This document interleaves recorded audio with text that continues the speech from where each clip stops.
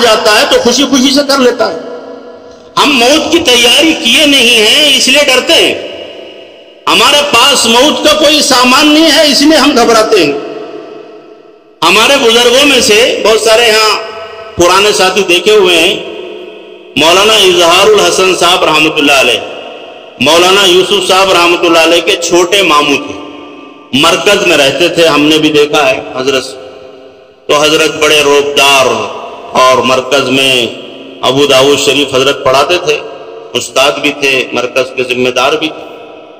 تو ہمارے ہاں سلطان شاہ مرکز بنا تو اس کا جو پلان بنا اس کو جو ہے بنگلہ دیش کے انجینئر صاحب تھے عبد المقیت صاحب, انہوں نے بنایا تھا. وہ 2-3 مرتبہ ہمارے ہاں آئے تھے. سلطان شاہ کو ان کے بیانات وغیرہ جو ہے ہم نے سنا ہے ان کے بیانات.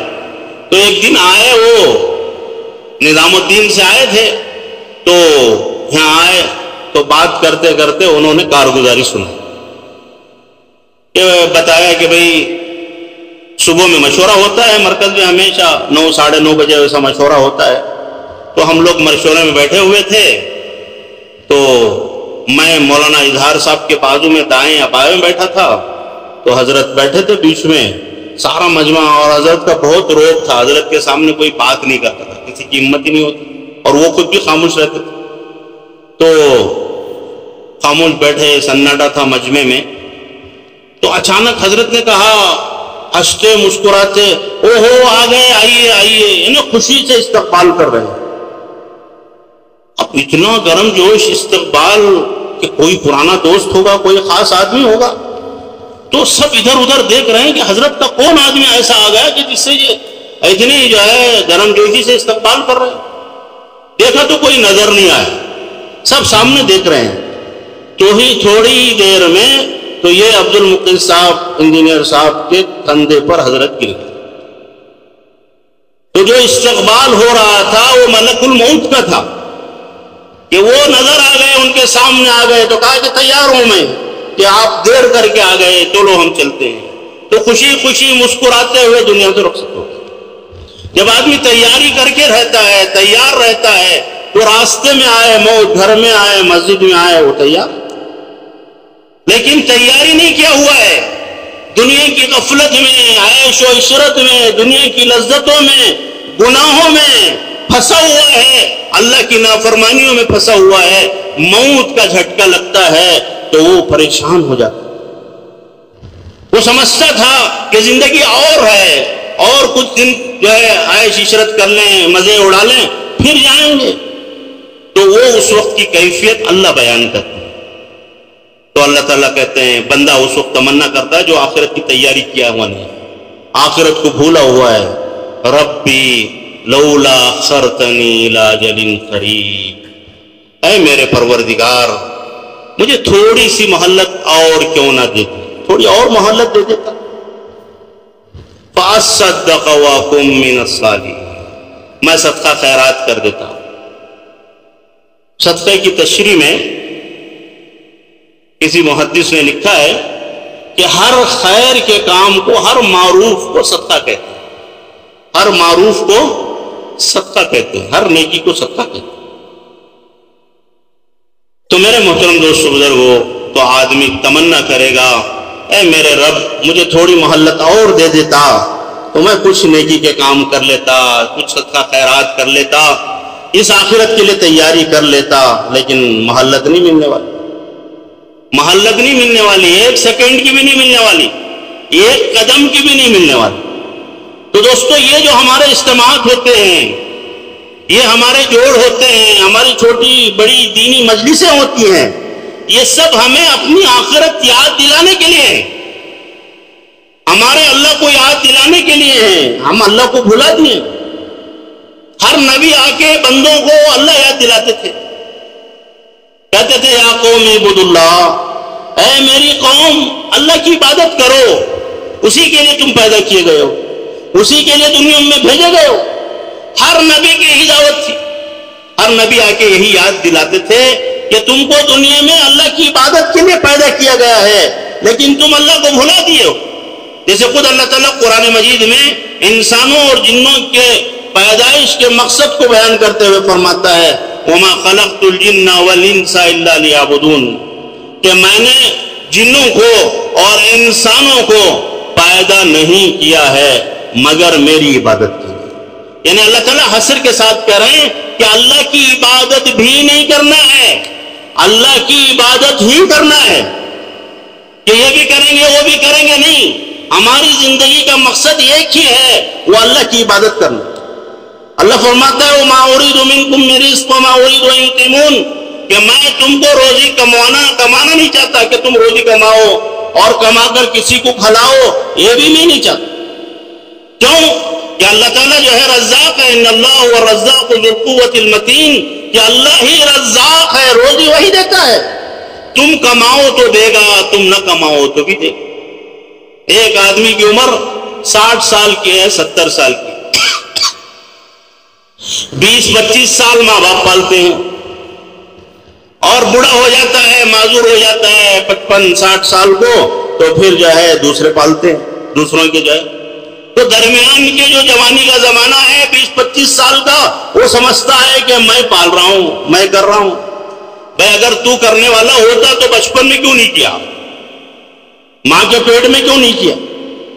جب تجھے کچھ نہیں پتا تھا تو تب اللہ نے تیرا نظام فرمایا، کھانے پینے کا، دودھ کا، تیری صحت کا۔ اب تھوڑا سا اللہ نے اختیار، صلاحیت، طاقت دی ہے تو اب اس اللہ کو بھلا دیا اور سمجھ رہا ہے کہ میں کر رہا ہوں، میں کر رہا ہوں۔ دوستو، دنیا میں جو بھی کام ہو رہا ہے وہ اللہ کر رہے ہیں۔ اب ہمیں حرکت کا حکم ہے، ہمیں کام کرنے کا حکم ہے دنیا میں۔ یہ حکم اس لیے نہیں کہ ہمیں روزی کمانا ہے، یہ حکم اس لیے ہے کہ ہمیں امتحان دینا ہے، ہمیں امتحان دینا ہے۔ کیا امتحان؟ کہ اللہ نے ہمیں جو کام دیے ہیں یہ کام ہم صحیح کرتے ہیں کہ غلط کرتے ہیں، یہی امتحان۔ الذی خلق الموت والحیات لیبلوکم ایکم احسن عملا، اللہ فرما رہا ہے کہ جس نے موت کو اور زندگی کو پیدا کیا۔ دیکھو عجیب، قرآن میں کوئی لفظ جو ہے زائد استعمال نہیں ہوتا۔ ہمارے ذہنوں میں بات ہے کہ آدمی پہلے پیدا ہوتا ہے بعد مرتا ہے نا، پہلے پیدا ہوگا تو نہ موت آئے گی۔ لیکن اللہ تعالیٰ نے جو ہے اس آیت کا آغاز پہلے موت سے کیا ہے، زندگی کو بعد میں ذکر کیا۔ الذی خلق الموت، جس نے موت کو پیدا کیا، والحیات، اور زندگی کو پیدا کیا۔ کیوں؟ لیبلوکم ایکم احسن عملا، کہ تمہارا امتحان لیں کہ تم میں کون اچھا عمل کرتا ہے۔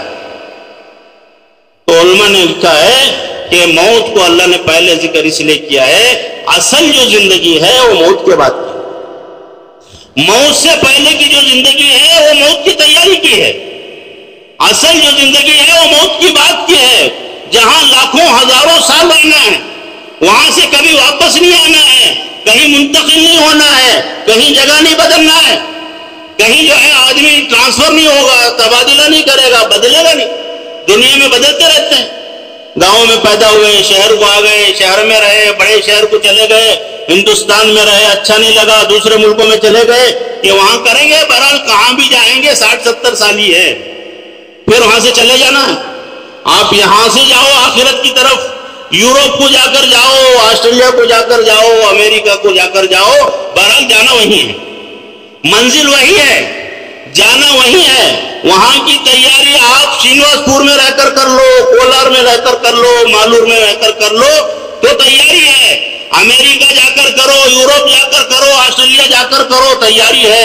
اگر کیے بغیر آپ امریکہ سے بھی جائیں گے، افسوس کرتے ہوئے ناکامی، نامرادی کو لے کر جائیں گے، یورپ سے بھی وہیں سے جائیں گے۔ اگر کوئی آدمی عرب کو بھی جائے، مکہ مکرمہ کو جائے، مدینہ منورہ کو جائے، لیکن وہاں بھی اللہ کو بھول جائے، وہاں سے بھی وہ نامراد جائے گا۔ جانا تو وہیں ہے اللہ کے پاس، بچنے کی کوئی صورت نہیں ہے۔ تو میرے محترم دوستو، ہمیں جو ہے اس دنیا میں اللہ نے بھیجا ہے تو ہمیں کرنا کیا ہے؟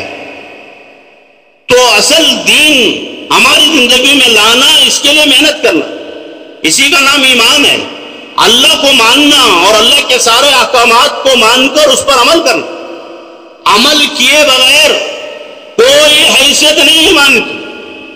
آدمی جب مانتا ہے تو کرتا ہے، ایسا نہیں ہوتا کہ آدمی کسی چیز کو مانے اور نہ کرے. جب کسی چیز کو آدمی اہم سمجھتا ہے تو اس کے لیے کرتا ہے.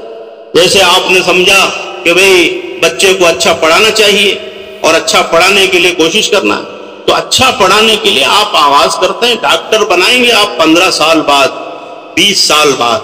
انجینئر بنائیں گے 10-15 سال بعد. لیکن آپ نے کوشش ابھی سے کر دی. آپ کے بچے کو بچی کو لے جا کر گھر کے پاس میں اسکول ہے، گورنمنٹ سب فری ہے، سب بچت، کچھ بھی خرچہ نہیں. کھانا بھی وہی دیں گے، یونیفارم بھی وہی دیں گے، کتابیں وہی دے دیں گے.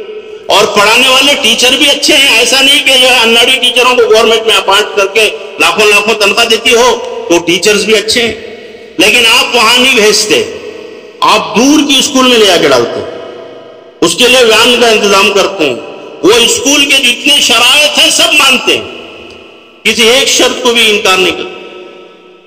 بہت سارے مسلمان دنیا جب غالب آتی ہے، اللہ کو بندہ بھول جاتا ہے، تو اپنی بیٹیوں کو اچھی اسکول میں پڑھانے کے جنون میں اسکرٹ اور بے پردہ بھیجنے کے لیے بھی تیار ہو جائے کہ پڑھ لے بچی اچھی ہو جائے. اللہ کے قانون کو توڑ کر اچھے ہو جائیں گے مسلمان. دنیا والے تو ہو جائیں گے، ہو سکتا ہے ان کی خدمت ہے، لیکن ایمان والا اللہ کے حکم کو توڑ کر اچھا نہیں ہونے والا. لیکن اللہ کو بھلا دیا ہے، وہ سمجھتے ہیں کہ اس اسکول میں پڑھیں گے تو ہمارے کام. بعض لوگ جا کے جو ہے لے جا کے دور دور کی اسکولز میں ڈال دیتے ہیں، ریسیڈینشیل اسکول، وہیں رہنا، وہیں کھانا پڑھنا. سالانہ کتنا خرچہ بھائی؟ 2 لاکھ 3 لاکھ 2.5 لاکھ ایک بچے کو دے. یہ محنت کر رہا ہے ماں باپ، بچے بھی کر رہے ہیں. حالانکہ نتیجہ نکلے گا بعد میں 10 سال بعد، 15 سال بعد، اور گارنٹی نہیں ہے نکلے گا کہ نہیں نکلے گا، پڑھے گا کہ نہیں پڑھے گا، اور آن دا وے چلا جائے گا یہ بھی نہیں پتا. کتنے بچے پڑھتے پڑھتے چلے جاتے ہیں. ابھی جاتے نہیں جاتے، گھومنے گئے چھٹیوں میں وہیں سے چلے گئے. ایک بچہ تھا وہی چلا گیا، ایک بچی تھی چلی گئی. تو یہ دنیا ایسی ہے، چل چلاؤ کی جگہ جانا ہے. بچے جائیں گے، ماں باپ بھی جائیں گے. کبھی ماں باپ پہلے چلے جاتے ہیں، بچے پیچھے جاتے ہیں. یہ ایک عام طور پر ترتیب ہے، لیکن اللہ بے ترتیب بھی بلا لیتے ہیں. کبھی بچوں کو پہلے بلا لیتے ہیں، ماں باپ کو بعد میں بلاتے ہیں. یہ دکھانے کے لیے کہ اس دنیا میں غفلت سے نہ رہو. یہ نہ سمجھو کہ ہم جوان ہیں تو نہیں جائیں گے، ہم جو ہے ابھی دنیا میں چھوٹی عمر والے ہیں تو نہیں جائیں گے. تو اللہ بتاتے ہیں کہ جو عمر ہو جب بھی ہو ہم چاہیں گے تو بلا لیں گے. بچوں کو بھی بلا لیتے ہیں. ابھی پیدا ہوا، کیا ہوا، ابھی 8 دن ہوئے 10 دن ہوئے، بچہ چھوٹا بچہ اللہ نے پیدا کیا، بلا لیا. جوان ہوا تو بلا لیا. شادی کے دن بلا لیا، شادی طے تھی بلا لیا، شادی ہوئے 2-4 ہفتے ہوئے بلا لیا. بھائی یہ دنیا رہنے کی جگہ نہیں، جانے کی جگہ ہے. یہاں آدمی جانے کی تیاری کر کے رہے تو یہ عقل مند آدمی. اگر دنیا میں جانے کی تیاری نہ کرے، رہنے کی تیاری کرے، یہ بڑا بے وقوف ہے، یہ بڑا نادان ہے. یہ بڑا نادان ہے کہ جو ہے گورنمنٹ کی جگہ پر جا کر گھر بنا لیا اور لاکھوں روپے خرچہ کر دیا. سمجھا کہ گھر بنا لیا ہوں، یار ہوں گا تو گورنمنٹ کا ایک آرڈر آئے گا تو ماشاءاللہ بلڈوزروں کا جو ہے دور چل رہا ہے ہندوستان میں. 1 گھنٹے میں جو ہے آپ کی پوری بلڈنگ جو ہے زمین بوس ہو گئی، ڈھیر ہو جائے. کیوں ہو گئی بھائی؟ کہ آپ نے غلط جگہ زمین جو ہے عمارت بنائی، دوسروں کی جگہ پر بنائی. تو ایسے دنیا میں جان مال لگانا یہ غلط جگہ ہے. جتنی ضرورت ہے اتنا لگا. ضرورت سے زیادہ آپ دنیا میں لگا دیں گے تو آخرت میں خالی ہاتھ جائیں گے. اس لیے کہ یہ جان اور یہ مال، یہ وقت اللہ ہمیں آخرت بنانے کے لیے دیا ہے. ہم دنیا میں لگاتے رہیں گے، آخرت کب بنائیں؟ تو آخرت بنانا تو دنیا کو تھوڑا کم کریں گے تبھی بنے گی نا. ایک آدمی کے پاس 24 گھنٹے ہیں، 8 گھنٹے ڈیوٹی کرے، 8 گھنٹے آرام کرے، 2-4 گھنٹے جو ہے اپنی ضرورتوں کو پورا کرے، 2-4 گھنٹے دین کا کام کرے، نماز پڑھے، عبادت کرے، ذکر کرے، تلاوت کرے، محنت کرے. اب ایک آدمی 8 گھنٹے کے بجائے 12 گھنٹے 14 گھنٹے ڈیوٹی دنیا کی کرے گا تو پھر وہ آخرت کے لیے کیا کرے گا؟ نماز کو بھی فرصت نہیں اس کے پاس، قرآن سیکھنے کو بھی فرصت نہیں، پڑھنے کو بھی فرصت نہیں، فرصت ہی نہیں. وہ سمجھتا ہے کہ دنیا کمانا یہی بڑا کام ہے. تو اس لیے دوستو جو وقت ہمارے پاس ہے اسی وقت کو بچا کر آخرت کو بنانا ہے. نمازوں کو جو ہے نماز پڑھنا، نمازوں کا اہتمام کرنا، نماز سیکھنا. دیکھو نماز جو ہے نا یہ بنیادی چیز ہے. مسلمان کے لیے سب سے اہم جو دین ہے وہ دین کی نشانی وہ نماز. تو حضرت ابراہیم علیہ السلام اپنی بیوی اور اپنے چھوٹے بچے کو لے جا کر کعبے کے پڑوس میں چھوڑ آئے اللہ کے حکم سے. جب چھوڑ کر وہاں سے چلے گئے تو انہوں نے اللہ سے دعا کی. تو کیا دعا کی؟ چھوٹا بچہ ہے، ایک ماں ہے اس کے ساتھ، کوئی ان کی کوئی قوم نہیں ہے، کوئی آبادی نہیں ہے، کوئی نہیں ہے، لیکن وہ اپنی آئندہ کی نسل کے لیے دعا کر رہے ہیں اللہ تعالیٰ سے. ربنا انی اسکنت من ذریتی بواد غیر ذی زرع عند بیتک المحرم. اے اللہ، میں نے میری ذریت کو، میری آل اولاد کو ایک ایسی وادی میں بسایا ہے جو غیر ذی زرع ہے، یعنی کاشتکاری نہیں ہوتی، وہاں کوئی پکتا نہیں ہے، اگتا نہیں ہے. تو ایسی پتھریلی زمین ہے مکہ مکرمہ، آپ بھی جاؤ. عند بیتک المحرم، تیرے معزز محترم گھر کے پاس میں نے ان کو کیوں بسایا ہے، کیوں چھوڑا ہے. تو دوستو اس پر غور کرنے کی بات ہے. ہم دنیا میں معلوم نہیں بچوں سے کیا کیا امیدیں رکھتے ہیں، اور یہ جو ہے اللہ تعالیٰ سے دعا کر رہے ہیں ربنا لیقیموا الصلاۃ. اے میرے رب، اے ہمارے رب، میں میرے بچوں کو یہاں اس لیے بسایا ہے تاکہ وہ نماز قائم کریں. اور آج نماز قائم کرنا ہمارے لیے مشکل ہو گیا ہے. دیندار بھی نماز میں سستی کرتے ہیں. صبح میں جب وہ کوئی کام پورا کریں گے صحیح تبھی وہ کام سمجھا جائے. لاپرواہی سے کریں گے، سستی سے کریں گے، وہ کام نہیں سمجھا جائے. مثال کے طور پر ایک بچہ اسکول کو جا رہا ہے، اسکول کی فیس بھی بھر رہا ہے، اسکول میں حاضری بھی دے رہا ہے، لیکن کبھی جاتا ہے کبھی نہیں جاتا ہے، کسی کلاس میں پڑھتا ہے کسی کلاس میں نہیں پڑھتا ہے. امتحان آتا ہے تو نتیجے میں ناکام ہوتا ہے. سال بھر وہ اسکول گیا ہے، اسکول کے سارے کام کیا ہے، اسکول کی فیس بھی بھرا ہے، اسکول کا یونیفارم بھی اس نے جو ہے خرید رکھا، پہن رہا تھا، لیکن صرف اس وجہ سے وہ ناکام ہو گیا کہ اس نے اسکول کے کام میں سستی کی. اس کے علاوہ سب کرتا تھا، فیس بھی دے رہا تھا، کلاس کو بھی جا رہا تھا، اسکول میں حاضری بھی تھی، لیکن سستی کرنے کی وجہ سے ناکام. ایسے ہی دین میں مسلمان ناکام ہوگا نماز میں سستی کر کے. نماز میں سستی کرے گا، نماز پڑھ کر بھی ناکام ہوگا. اب سستی کس کا نام ہے؟ ہمارے حضرت مولانا ابراہیم صاحب دامت برکاتہم بار بار فرماتے ہیں پرانوں کے مجمع میں ملک کے پورا ملک ہوتا ہے تو اس میں کہتے ہیں سستی یہ ہے کہ نماز جیسی پڑھ سکتا ہے ویسی پڑھ نہیں رہا. کیا مطلب؟ تکبیر اولیٰ کے ساتھ پڑھ سکتا ہے، لیکن تکبیر چھوڑ کے باتوں میں بیٹھ کر یہاں اقامت شروع ہوئی وہاں وضو کرنے گیا، یہاں اقامت شروع ہوئی وہاں وضو کرنے گیا، تکبیر اولیٰ چھوٹ گئی.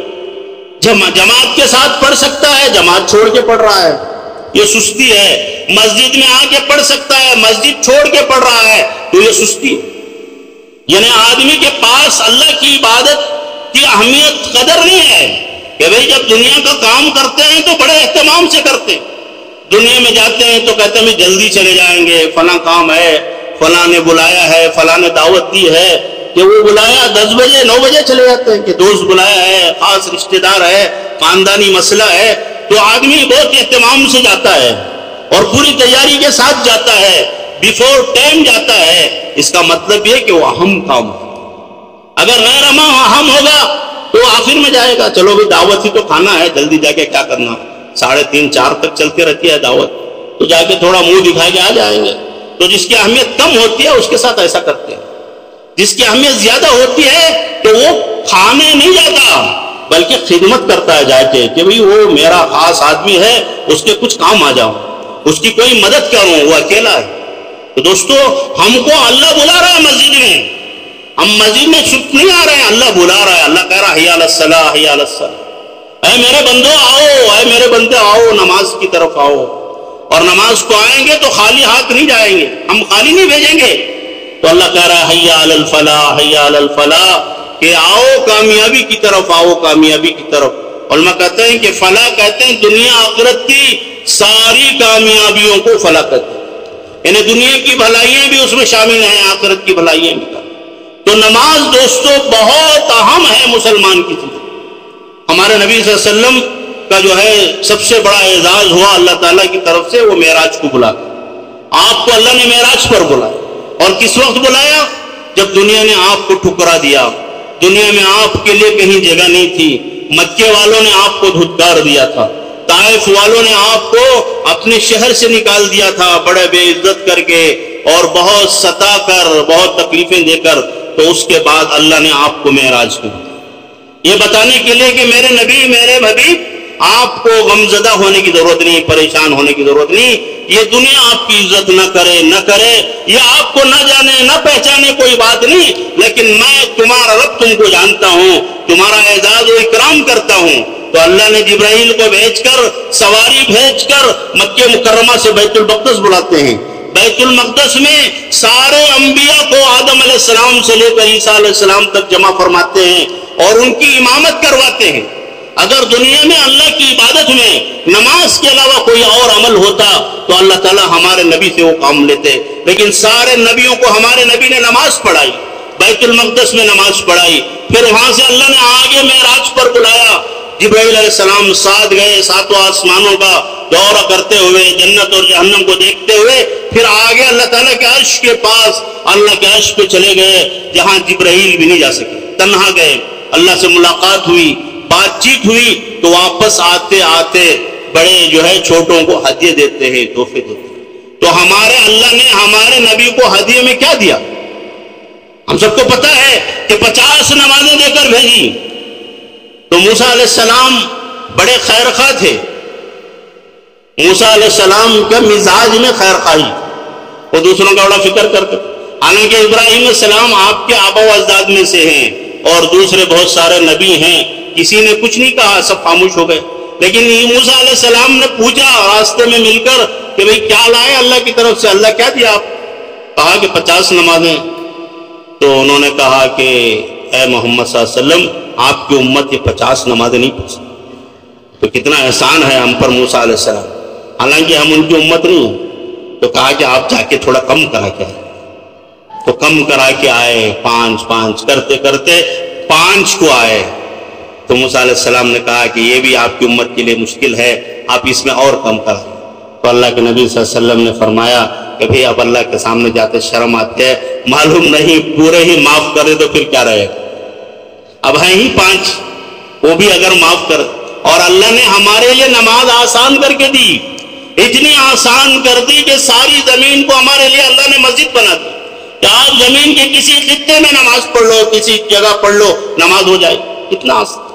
پانی وضو کے لیے اللہ نے دیا، کہا کہ پانی نہیں تو زمین کو میں نے مٹی کو پاک کر دیا، تیمم کر کے پڑھ لو، غسل کو پانی نہیں تو بھی تیمم کر لو، وضو کو پانی نہیں تو تیمم۔ تو یہ اللہ نے نماز کے لیے آسانیاں کر کے، اور اللہ نماز دے کر، اور نماز کا اہتمام صحابہ کتنا کرتے تھے، کیسے کرتے تھے، سب کو پتا ہے۔ جنگ کے میدان میں، سفر میں، حضر میں، کسی وقت کسی حال میں کوئی مسلمان نماز نہیں تھا، یہاں تک کہ مدینے میں منافق تھے جو کافروں سے بھی بدتر تھے، اسلام اور مسلمانوں کی دشمنی میں، وہ بھی نماز نہیں چھوڑتے تھے، صرف دکھانے کے لیے کہ مسلمان پہچانا جاتا ہے نماز سے، اگر نماز نہیں پڑھیں گے تو معلوم ہو جائے گا کہ میں منافق ہوں۔ اور آج ہم مسلمان ہیں پکے، اس میں شک ہے کیا کہ ہمارے اسلام میں ہمیں کوئی شک ہے؟ اللہ رسول کے تعلق سے ہمیں کوئی گمان ہے، شک ہے؟ نہیں، لیکن ہمارے اندر سستی ہے جس کی وجہ سے ہم نماز میں سستی کرتے ہیں۔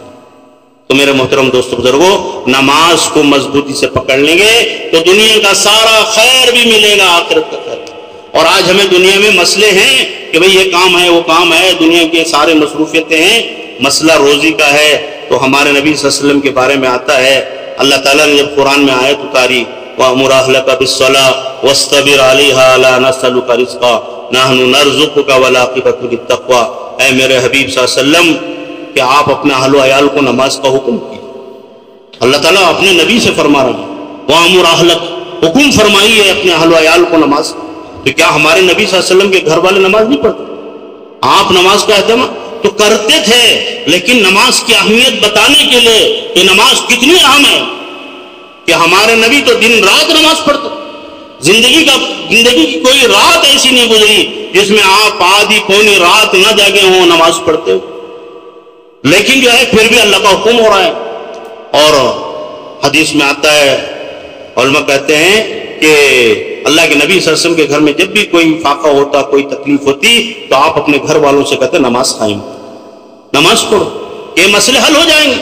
دنیا کے جو مسائل ہیں، پریشانیاں ہیں، روزی روٹی کے، دوسری ضرورتوں کے، اللہ تعالیٰ جو ہے یہ مسئلے حل کر دیں گے نماز کی برکت سے۔ نماز پڑھو، اللہ سے مانگو، وَاسْتَعِينُوا بِالصَّبْرِ وَالصَّلَاةِ، جب حالات آتے ہیں تو صبر کرو اور اللہ سے مانگو۔ کیسے مانگو گے؟ نماز پڑھ کے مانگو۔ لیکن ہمیں اللہ سے مانگنا نہیں آتا، پریشانی آتی تو دنیا والوں کے پاس بھاگتے ہیں، ہاں بھاگتے ہیں، ارے بھائی اللہ تمہارے پاس ہے، اللہ ہمارے یہاں موجود ہے، ہمارے بند کمرے میں وہ سن رہا ہے۔ دنیا والوں کے پاس ذلیل ہونے کی ضرورت نہیں، ان کے پاس رسوا ہونے کی ضرورت نہیں، اللہ کو یہاں سے پکارو بند کمرے میں۔ آپ کے عیبوں کو، آپ کی جو ہے پریشانیوں کو دنیا نہیں جانتی، لیکن اللہ دیکھ رہا ہے، تو آپ پکاریں گے تو وہ سنے گا۔ لیکن ہمیں اللہ سے رشتہ نہیں ہے نا، جس کی دوستی ختم ہو جاتی ہے اس دوست کے گھر کو جانے شرم آتی ہے، کیوں نہیں؟ ایسا ہی ہے نا، دوستی ختم ہو جاتی ہے تو پھر اس کے گھر نہیں جاتے۔ جب دوستی رہتی ہے تو روزانہ گھر جاتے ہیں، نہیں گئے تو روزانہ 4 بار فون کرتے ہیں، صبح کو اٹھے تو فون، شام کو گئے تو بستر پر فون، کھانے بیٹھے تو فون۔ دوستی ہے، دل سے تعلق ہے، تو آدمی بار بار یاد کرتا ہے، بار بار اس کے گھر پہ جاتا ہے۔ جب دوستی ختم ہو جاتی ہے تو اس کے دروازے پر جانا تو دور کی بات، اس کی گلی میں بھی نہیں جاتا۔ ارے بھائی اس کے دروازے کے پاس سے گلی میں کیوں جانا، دوسری گلی میں چلے جائیں گے، اس کو دیکھنا پڑتا۔ ایسا ہمارا رشتہ اللہ سے جو ہے ختم ہو گیا ہے۔ اللہ کو پکارنا ہمیں نصیب نہیں ہوتا، اللہ کے سامنے جھکنا نصیب نہیں ہوتا، اللہ کی عبادت کرنا ہمیں نصیب نہیں ہوتا، اس لیے کہ ہمارا رشتہ اللہ سے کمزور پڑ گیا۔ حقیقت ہے نا، ایسا ہی ہے۔ ہم بیمار ہو گئے تو ڈاکٹروں کی تلاش میں، حالات آ گئے تو دنیا داروں کے پیچھے، کوئی مسائل کھڑے ہو گئے سیاست دانوں کے پیچھے بھاگتے، لیکن اللہ کی طرف کبھی نہیں۔ جب بھی مسئلے آتے مدینہ منورہ میں تو فوراً جو ہے صحابہ مسجد میں جمع ہو جاتے، جو بھی مسئلہ آتا مسجد میں آ جاتے۔ جب بھی کوئی مسئلہ آتا اللہ کے نبی صلی اللہ علیہ وسلم نماز میں کھڑے ہو جاتے، اللہ کی طرف متوجہ۔ تو میرے محترم دوستو بزرگو، نماز جو ہے آدمی اہتمام سے پڑھنے کی عادت ڈالے، سیکھ کر پڑھے۔ اگر سیکھے بغیر نماز پڑھیں گے، غلط پڑھیں گے، حدیث میں آتا اللہ کے نبی صلی اللہ علیہ وسلم نے فرمایا نماز جاتے ہوئے بد دعا دے کر جاتی ہے، اللہ اس کو ایسے ہی ہلاک و برباد فرما جیسے اس نے مجھے خراب کیا۔ نماز بد دعا دے گی تو بتاؤ ایمانداری سے ہماری زندگی اچھی ہوگی؟ اور نماز سیکھنا پڑے گا۔ کس سے سیکھیں گے؟ آن لائن سے سیکھیں گے؟ نہیں، عالموں سے سیکھیں گے، جو نماز پڑھتے پڑھاتے ہیں، سیکھتے سکھاتے ہیں، ان کے پاس جا کر ادب سے سیکھیں گے۔ اگر آن لائن اتنا جو ہے پڑھنا پڑھانے کا ماحول ہے تو پھر بچوں کو بڑی بڑی اسکولوں میں لاکھوں روپے دے کے کیوں ڈالتے ہیں؟ گھر میں بیٹھ کے پڑھاؤ نا، آن لائن پڑھ لیں گے۔ پڑھا تو کوئی، وہ سمجھ میں آتا ہے کہ ویسا نہیں چلنے والا، لیکن دین جیسے چاہے چلے گا۔ دین کا کام، دین کی باتیں کسی سے بھی پوچھ لو، وہ خاتیہ نہیں بولے تو اس کی بھی سن لیتے ہیں۔ وہ کوئی دشمن اسلام کا نام لے کر غلط مسئلہ بتائے تو مان لیتے کہ فلاں آدمی نے بتایا، فلاں۔ تو گمراہ جو ہو رہے ہیں لوگ ایسے ہو رہے ہیں کہ جو ہے کوئی آدمی دشمن اسلام اور شیطان کا چیلا وہ کبھی یہ کہہ کر نہیں آتا کہ میں تمہارا دشمن ہوں۔ کوئی چور آ کر آپ کو بولتا ہے کہ میں چور ہوں، چوری کر لوں گا، وہ تو آپ کا دوست بن کے آتا ہے، آپ کو غافل کر کے غفلت میں ڈال کر آپ کا مال چرا کے لے جاتا ہے۔ ایسے ہی شیطان دوست بن کے آتا ہے، دینداروں کی شکل میں، اللہ والوں کی صورت شکل بنا کے، اور آپ کو گمراہ بنا کے لے جاتا ہے۔ اس لیے جو ہے علماء کے پاس جاؤ، جو بھی مسئلہ ہو دین کا ان سے پوچھو، ان سے سیکھو۔ کوئی بات کھٹکے دل میں تو علماء سے پوچھو، جا کر اپنے علاقے کے علماء کے پاس جاؤ۔ ایسا نہیں کہ فون پر پوچھ لو، جاؤ ادب سے۔ جس عالم کو آپ بڑا سمجھتے ہیں، جس مفتی کو آپ صحیح سمجھتے ہیں، اس کی زندگی میں تقویٰ آپ کو سمجھ میں آتا ہے، عمل آپ کو سمجھ میں آتا ہے، جاؤ اس کے پاس، حضرت آپ سے ایک مسئلہ پوچھنا ہے۔ تو آپ پوچھیں گے، ان کا علم تازہ ہوگا، اور ان کا علم کو جو ہے ان کے علم سے آپ کو بھی فائدہ ہوگا، ان کو بھی فائدہ ہوگا، اور آپ کو صحیح رہبری کریں گے۔ تو اس لیے دوستو، دین کا علم سیکھنا فرض ہے، فرض۔ طلب العلم فریضۃ علی کل مسلم و مسلمہ۔ اللہ کے نبی صلی اللہ علیہ وسلم کا فرمان ہے کہ علم دین کا سیکھنا ہر مسلمان مرد اور عورت پر فرض ہے۔ تو علم دین سے کیا مراد؟ آپ مفتی مت بن جاؤ، عالم مت بن جاؤ، اور بہت بڑے کچھ حافظ نہیں، آپ کے دین کی جو ضرورت کی چیزیں ہیں وہ سیکھنا فرض ہے۔ جیسے نماز فرض ہے تو نماز سیکھنا فرض ہے، روزہ فرض ہے، روزے کے مسائل سیکھنا فرض ہے، حج فرض ہو گیا کسی پر، حج کی ساری چیزیں سیکھ کر جانا فرض ہے، زکوٰۃ فرض ہے، جو مالدار ہے زکوٰۃ کے مسائل سیکھنا فرض ہے، تجارت کوئی مسلمان کر رہا ہے، تجارت میں صحیح غلط کو معلوم کرنا، بہت ساری صورتیں تجارت کی وہ حرام کی ہیں، جس میں سود آ جاتا ہے، جس میں جوا آ جاتا ہے، یہ علماء سے پوچھیں گے تو بتائیں گے تجارت کی یہ صورت جائز ہے، یہ صورت ناجائز ہے۔ آپ دوسروں کو دیکھ کر، دنیا کے بنیوں کو دیکھ کر تجارت کریں گے تو بہت ساری جگہ آپ حرام کمائی کما کے لائیں، غلط کاروبار کر کے آئیں گے، نظر آتا ہے صاحب۔ تو اس لیے دین کا علم سیکھنا ہم سب پر فرض ہے، لیکن ہمیں دین سیکھنے میں اتنی سستی ہے کہ ہمیں دنیا کا دوسرا کوئی بھی کام بولو ہم کر لیں گے، لیکن دین سیکھنے کے لیے ہمارے پاس میں علماء کے پاس جا کر کوئی کتاب لے کے بیٹھنا نہیں، ایسے ہی بیٹھ کر روزانہ ایک ایک مسئلہ پوچھو، ایک ایک بات پوچھو، تو روزانہ ایک ایک بات آپ سیکھیں گے دین کی، سال میں 365 باتیں سیکھ لیں گے۔ اگر آدمی روزانہ پوچھتا رہے گا، اگر جو ہے آدھا سال بھی سیکھ لے گا تو 200-250 باتیں تو سیکھ لے گا، لیکن ہمیں بہت ساری باتیں پتہ ہی نہیں ہے، معلوم ہی نہیں ہے، اور غلط چیزیں چل رہی ہیں۔ دوستو، دنیا میں مسلمان کو اللہ نے انسانیت کا جو زیور ہے وہ اخلاق ہے، انسان جو پہچانا جاتا ہے وہ اخلاق سے پہچانا جاتا ہے، اس کی زبان سے، اس کی نگاہ سے، اس کے معاملات سے، اس کی معاشرت سے، اس کے رہن سہن سے لوگ پہچانتے ہیں کہ آدمی کیسا ہے۔ بات کرتا ہے تو معلوم ہوتا ہے کہ پھول جھڑ رہے ہیں کہ آگ برس رہی ہے، تو زبان سے لوگوں کو معلوم ہوا، دیکھتا ہے تو معلوم ہو جاتا ہے کہ اس کی آنکھوں میں امانت ہے کہ خیانت ہے، لوگ دیکھ لیتے ہیں۔ ہم سمجھتے ہیں کہ کوئی دیکھ نہیں رہا ہے، لیکن اللہ تو دیکھ رہا ہے۔ اور اسی طرح سے ہم کوئی کام کرتے ہیں، کوئی کاروبار کرتے ہیں، پتہ ہوتا ہے کہ ہم صحیح کر رہے ہیں کہ غلط کر رہے ہیں۔ تو یہ دوستو، آدمی اخلاق کو درست کرے، اپنے آپ کو جو ہے اللہ کے نبی صلی اللہ علیہ وسلم کے اخلاق سے آراستہ کرے۔ جیسے اللہ کے نبی صلی اللہ علیہ وسلم کے بارے میں سنتے ہیں، پڑھتے ہیں، تو وہ کچھ چیزیں ہمارے اندر پیدا کریں، تو اس کے لیے آسان کام ہے۔ اللہ کے نبی صلی اللہ علیہ وسلم نے فرمایا الدین النصیحہ۔ دین کے بارے میں کسی نے پوچھا کہ دین کس کا نام ہے، آپ نے فرمایا دین خیر خواہی کا نام ہے۔ نصیحت کہتے ہیں عربی میں خیر خواہی کو، یعنی کسی کی بھلائی چاہنا۔ یہ مسلمان کا کام ہے کہ مسلمان ہر ایک کی بھلائی چاہتا ہے، اپنوں کی بھی بھلائی چاہتا ہے، دشمنوں کی بھی بھلائی چاہتا ہے، کتوں کی، بلیوں کی بھی بھلائی چاہتا ہے، ہر جانور کے ساتھ خیر خواہی ہمدردی کرتا ہے۔ یہ مسلمان کا مزاج ہونا چاہیے، اس کے مزاج میں آنا چاہیے کہ میرے سے کسی کو نقصان نہ پہنچے، میرے سے کسی کو فائدہ پہنچے، اگر فائدہ نہ پہنچے کم سے کم نقصان نہیں پہنچنا چاہیے۔ اللہ کے نبی صلی اللہ علیہ وسلم نے مسلمان کی تعریف کرتے ہوئے کہ مسلمان کون ہوتا ہے، فرمایا المسلم من سلم المسلمون من لسانی ویدی، کہ مسلمان وہ ہے جس کے ہاتھ سے اور اس کی زبان سے کسی مسلمان کو تکلیف نہ پہنچے۔ تو یہ مسلمان ہے جو کسی کو تکلیف نہیں پہنچاتا۔ اور ہم کیسے مسلمان ہیں ماشاءاللہ کہ آج ہمارے ماں باپ بھی ہماری ایذا رسانیوں سے محفوظ نہیں ہیں، ہماری تکلیف دہ زبانوں سے، ہمارے جو ہے غلط برتاؤ سے ہمارے ماں باپ بھی محفوظ نہیں ہیں، تو آپ اندازہ لگاؤ دوسرے کیسے محفوظ رہے۔ ہمارے بھائی بہن پہلے کے زمانے میں عام طور پر کہا کرتا ہوں، ایک خاندان والے سب ایک جگہ بستے تھے۔ بڑی خوشی ہوئی یہاں جس گھر میں ہم رہتے ہیں کہ سنا کہ تینوں بھائی ساتھ میں گھر بنا ہے، یہ ایسا تو بہت کم ملتا ہے آپ کو، بڑی خوشی کی بات ہے۔ معلوم ہوا کہ پیار محبت باقی ہے بھائیوں میں کہ ایک ساتھ انہوں نے گھر بنایا، لیکن آپ پورے علاقوں میں جا کے تلاش، پہلے جو ہے گاؤں جو بنتے تھے وہ گاؤں ایک خاندان یا 2 خاندان مل کے رہتے تھے، تو انہی کا گاؤں، سب وہیں بازو گھر بناتے تھے، بھائی بھی وہیں، بہن بھی وہیں، بھتیجے بھانجے سب۔ اب اللہ کا فضل ہے، ہم اتنی ترقی کر گئے، کوئی بھائی کسی بھائی کے گھر کے بازو گھر بنانے تیار نہیں، کوئی بہن اپنے بھائی کے گھر کے بازو گھر بنانے تیار نہیں۔ کتنے گھر جا کر دیکھ لو، ماں باپ دیکھو رہتے بھی جگہ انہیں چھوڑ کو جا کو دوسری جگہ بنا، کہیں کو ہماری تکلیف کا ان کو ڈر ہے کہ بھئی ان سے فائدہ کی تو کوئی امید نہیں، معلوم نہیں کہیں کچھ ہو جائے، اچھا ہے دور رہے تو خیر۔ تو آج ہمارا اتنا اچھا مزاج بن گیا ہے کہ مسلمان اپنا سگے بھائی کے گھر میں پڑوس میں رہنے تیار نہیں، بہن بھائی کے پڑوس میں رہنے تیار نہیں، چچا بھتیجے خالہ بھانجے ساتھ رہنے تیار نہیں۔ کتنے گھر ملتے ہیں آپ دیکھ لو جا کے، گاؤں میں شہروں میں کون مل کر رہتے ہیں، حالانکہ ایک ہی ماں باپ کے بچے ہیں لیکن سب بکھرے ہوئے ہیں کہ وہ ہاں ایک ہاں ہے، کیونکہ آپس کی محبتیں ختم ہو گئی، خیر خواہی کا جذبہ ختم ہو گیا، ایک دوسرے کے کام آنے کا جذبہ ختم ہو گیا۔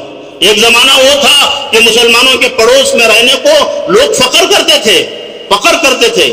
عبداللہ ابن مبارک رحمۃ اللہ علیہ یہ امیر المومنین فی الحدیث بہت بڑے محدث گزرے ہیں، امام بخاری رحمۃ اللہ علیہ کے استاد ہیں، امام ابو حنیفہ رحمۃ اللہ علیہ کے شاگرد ہیں۔ تو انہوں نے جو ہے ان کے پڑوس میں ایک یہودی گھر بیچ رہا تھا، مسلمانوں کا محلہ تھا، وہ یہودی کا گھر تھا، وہ حضرت کے پڑوس میں رہتا تھا، وہ گھر بیچ رہا تھا۔ اس نے کہا کہ بھئی میرے گھر کی قیمت 2000 درہم ہے۔ تو لوگوں نے کہا کہ بھئی 2000 تو بہت زیادہ ہیں، تو یہ گھر کی قیمت اس محلے میں تو 1000 ہے۔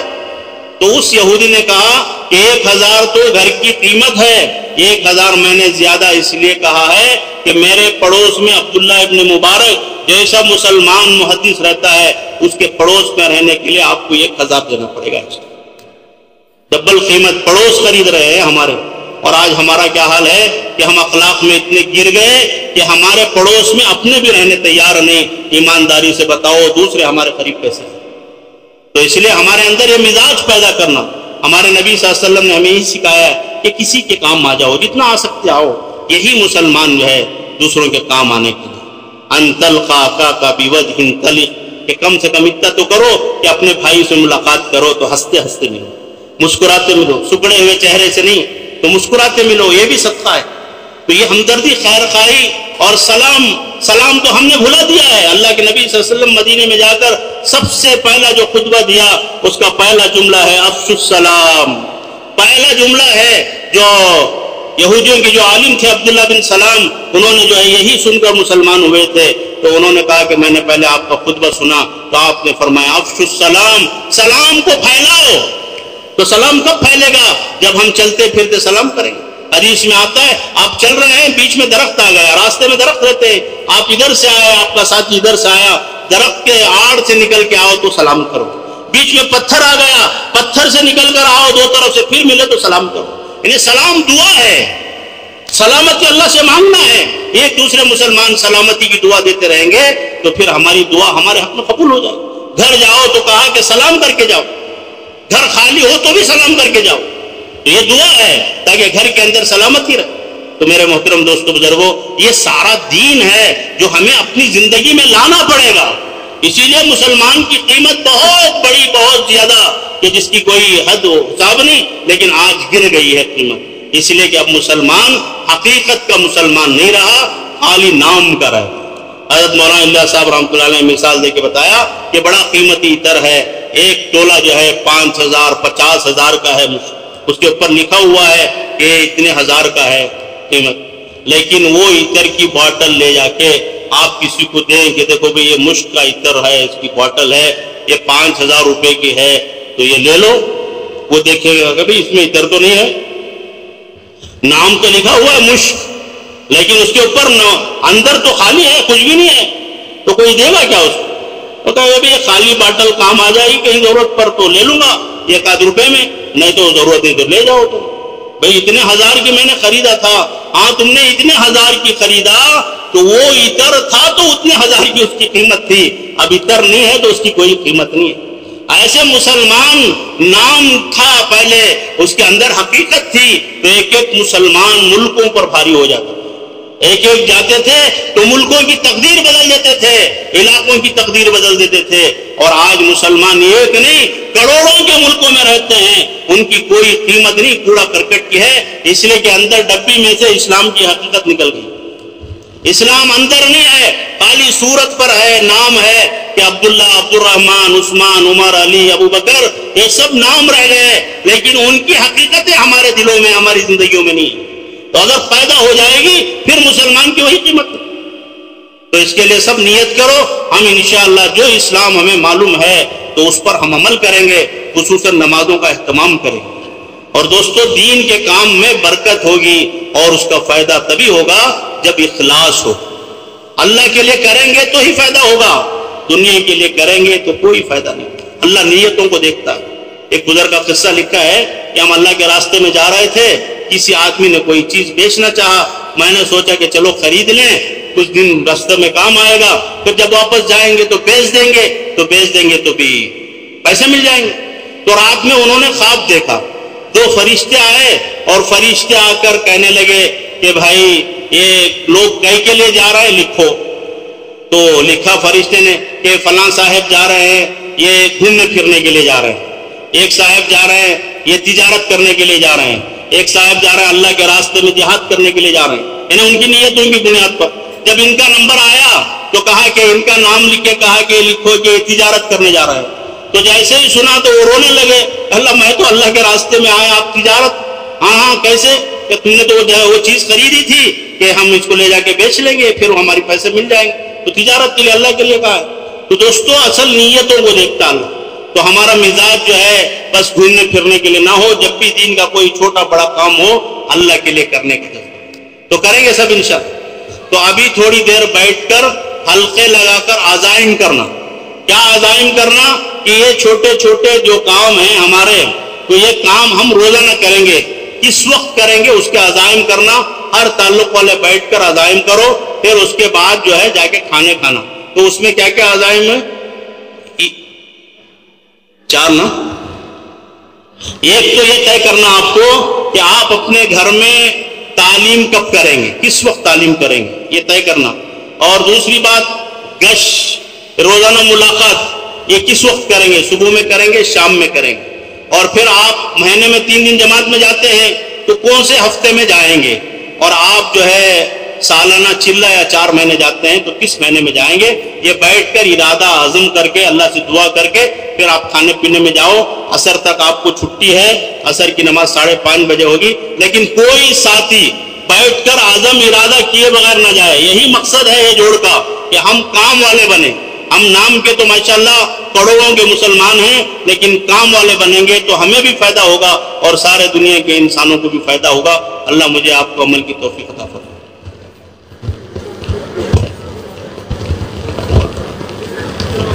میں ہوں سید منیر، سن میرے رب یہ دعا، میں ہوں سید منیر۔